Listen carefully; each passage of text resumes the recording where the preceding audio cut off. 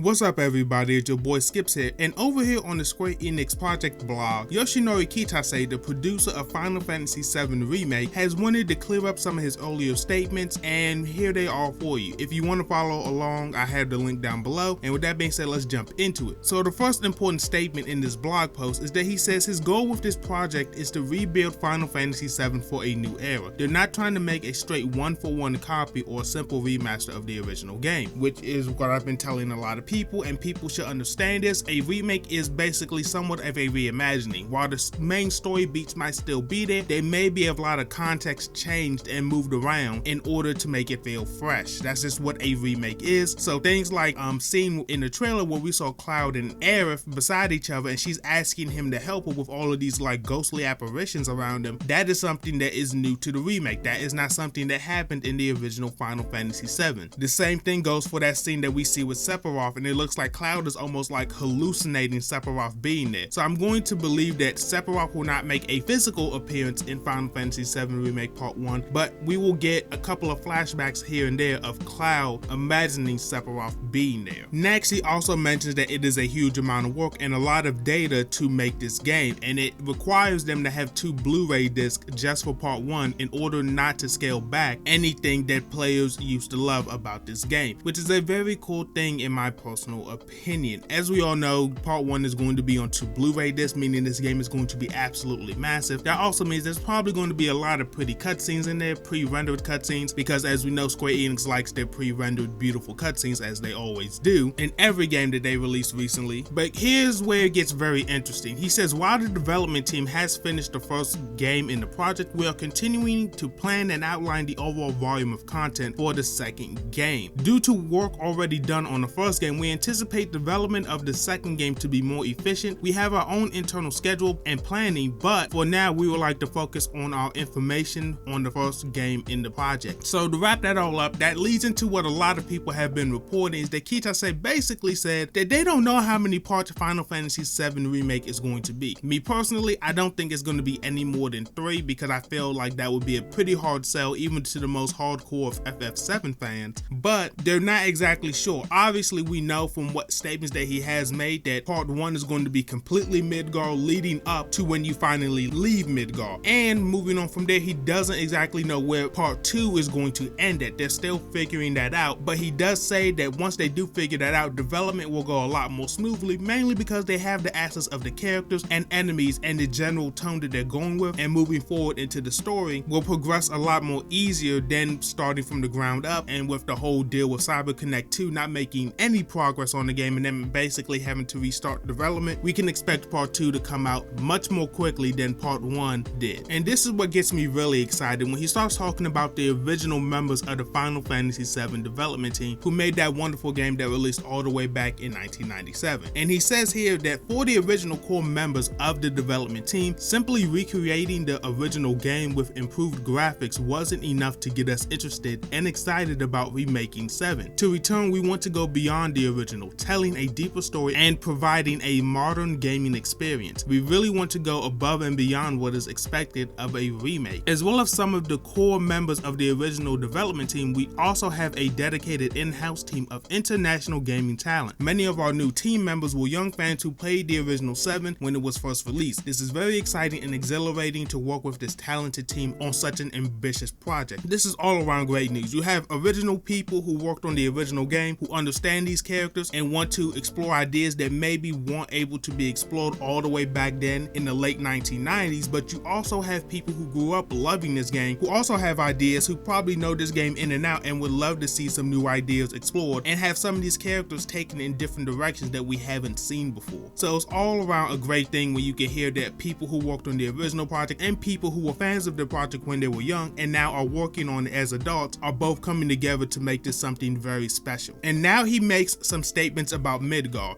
The first game in the project takes place in the electric city of Midgar. We chose to focus on Midgar at its best represents the world of Final Fantasy VII as a location more than any other, which I agree with. Midgar is the location that pretty much anybody thinks of when they think of Final Fantasy VII. Midgar is full of imagination with a Midgar of influences and surprises around every corner. While many people think that Midgar is very dark at first glance, we have a design aesthetic where the city has strong elements of color and variety. What is unique about Final Fantasy VII's world, and we decided to not use a photorealistic approach with the design, but something more stylized, honoring the artistic designs and the choices of the original game. So basically, they're going to really expand on Midgard, which is something we all assumed, and it's something that I really enjoyed Advent Children for. Even though I have my issues with that movie, it did show you glimpses of what like the upper echelons of what Midgard looked like, and how it looked kind of like almost like this 50s and 60s town, but had this crazy technology thrown into it. So I can't wait to see that be expanded upon within Final Fantasy VII Remake, and hopefully we get some crazy side quests and meet some crazy new characters in the meantime. And back to his statements, a lot has changed since the original release of Final Fantasy VII. Back then, we didn't have access to things like voice acting, performance, and motion capture, or up-close cameras outside of the cutscenes. Final Fantasy VII Remake, there is a greater emphasis on character storytelling throughout the use of these techniques, as well as some other tech. This allows us to make these characters more expressive than ever, enhancing their levels of immersion and enjoyment through the performance. In Remake, we are giving voice to original Final Fantasy VII for the first time ever. By bringing in a new generation of actors, we hope to provide the best experience for the original fans and new players. I know this has been a bit of a controversy with some people. Some people are very upset that the actors that have been playing the Final Fantasy VII characters for a while, who have done their voice work for projects such as Kingdom Hearts and other Square projects, are not going to be the voice acting cast in this game, which I can understand, but at the end of the day, it's the choice of Square Enix to choose whether they want to use those actors or bring in new ones, and I cannot really blame them at this point. Like, from what I have heard, the voice actors are doing a great job for what they are given, and I can't wait to see their full performances. I don't feel like these new voice actors should be hated upon, or their performances should be hated on just because they're not the voices that you thought you were going to hear. Yes, it is very unfortunate for those people who have been playing these characters for such a long time not to get the chance to really play these characters in the actual game that they come from, but at the end of the day, this is a decision that was made by Square Enix, and from what I have heard, all of the voice acting in the game so far has been top notch, so I can't wait to hear these new people. And lastly, he goes into gameplay, but we already seen that. Everybody has seen the 12-minute gameplay demo that they showed at their presentation at that point. So with that being said, let me know your opinion on some of these statements Kitase made in this blog post. Did he get you thinking about anything that you may not have thought about before? Let me know down below. But with that being said, it has been your boy Skipx, and if you want to see more content like this, subscribe, and I am out.